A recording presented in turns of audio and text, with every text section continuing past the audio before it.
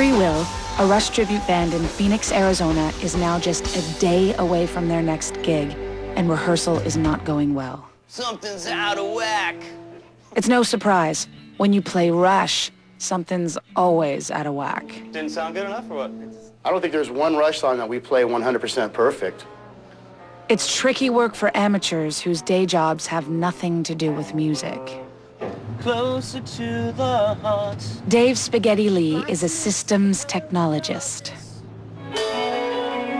Mike Orelli, the Alex, is a nurse's aide. Give me a holler, you need something. All right, will do. And Rob Kippard, the Neil, is a building inspector. Do I need that in there for my rough-in, for my inspection? On the other side of this wall here. Ooh, I got a screw loose.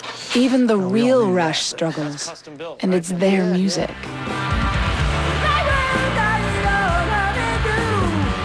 Geddy's playing bass, he's singing, he's also triggering maybe some keyboard parts or some bass pedal parts with his feet.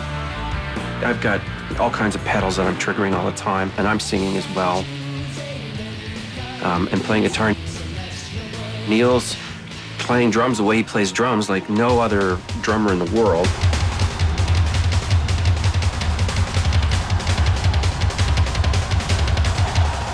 And at the same time, he's triggering other samples of keyboard parts. I read an ad once for a Rush tribute band that claimed they sound more like us than we do. And I thought that was fantastic. I really liked that. Geddy didn't really fill me in on exactly how he did it. All the different sounds, the intros for 2112, or I use this top one usually for the lead passages that Geddy might play. And then this is mostly the heavier synth sound, like that.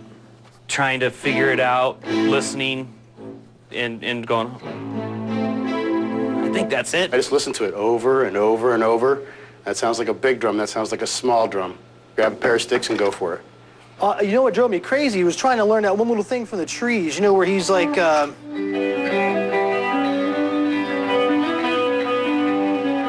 That took me like a week because not seeing him ever play it really up close, those notes can be found in so many different places. So I'm like looking for it and all these, and then I finally saw him and it was just so easy. The trick about him is how efficient his playing is. You talk better than me. Go right on in there.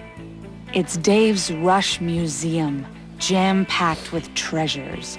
This is the Star Band logo from 2112, and it's basically man being oppressed, you know, the star being the oppressor and the naked man being the oppressee. So if I have a collection of the tour books.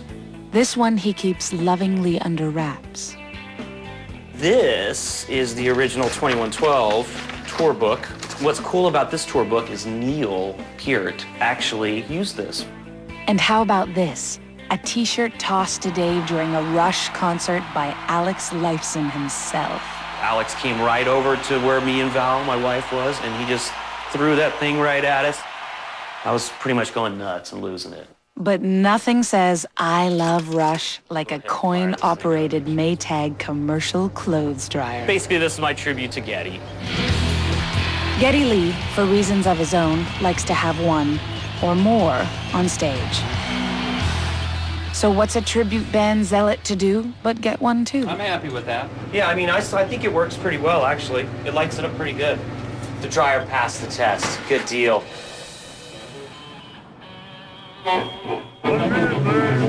In Burlington, Ontario, Mike Deo doesn't have a dryer yet.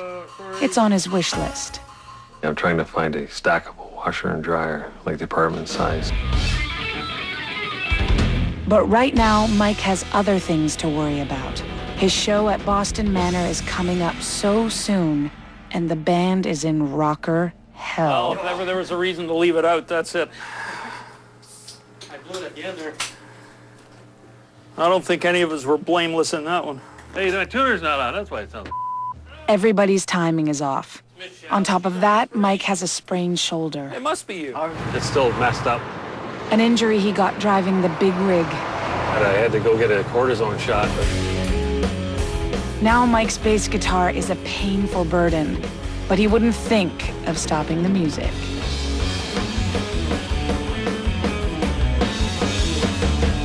His love affair with Rush goes back to his boyhood. My brother Mark introduced me to Rush. I was laughing and made fun of Geddy's voice because I thought it was a girl at first. Yes, closer to the heart. Yeah! But the music grew on him. And now, They were like my brothers or family. Mike has a real family, but there's always room on the couch for Rush. The kids don't know Daddy without Rush. But sometimes I would be afraid to leave the house, okay? Because he'd get these videos going. I'd come in, and here's the baby in between his legs with drumsticks, hitting the hits, you know, and their arms are just little. And they'd be pulling all over the place. And, you know, Amanda, she probably got bored quickly and wanted to play with her Barbie dolls or something. But the boys, they just loved it.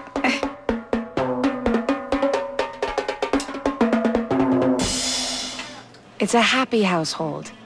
Nothing like the one Mike grew up in. They didn't have the greatest parents in the world. They weren't too interested in the families. Mike left home at the age of 16 after his dad tossed out his collection of Rush treasures. It was a punishment type thing, you know. If I did something he didn't like, you know, he would go after materials that I, you know, liked, enjoyed, or whatever, and that was it.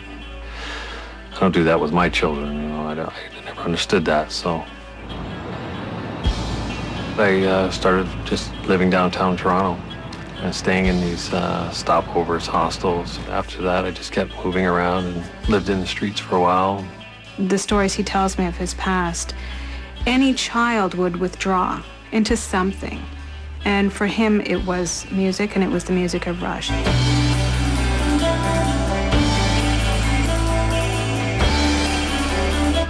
Even on the street, Mike always had a few Rush records close at hand.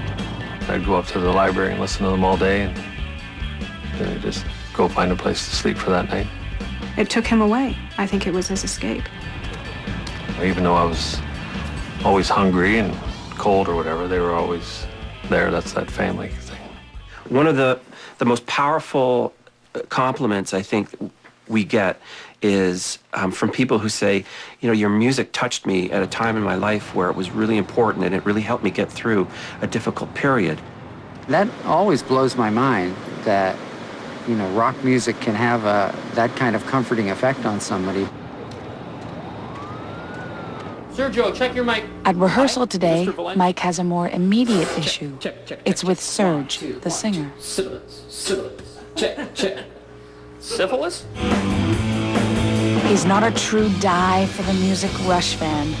He's more a musical theater kind of guy. Brigadoon,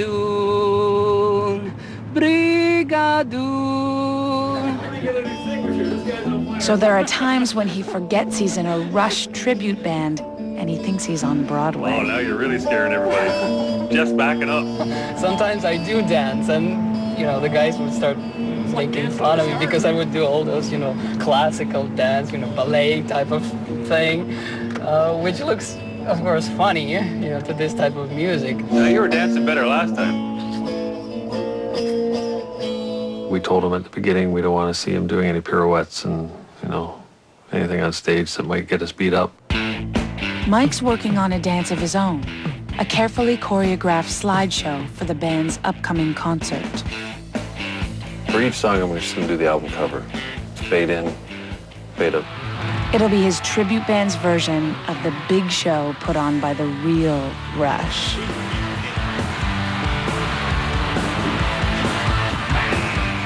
But when he shows it to the guys in the band... I just needed to reboot. That's why. Reboot? Yeah. We came up with this idea a little bit too close to the show. This could be trouble.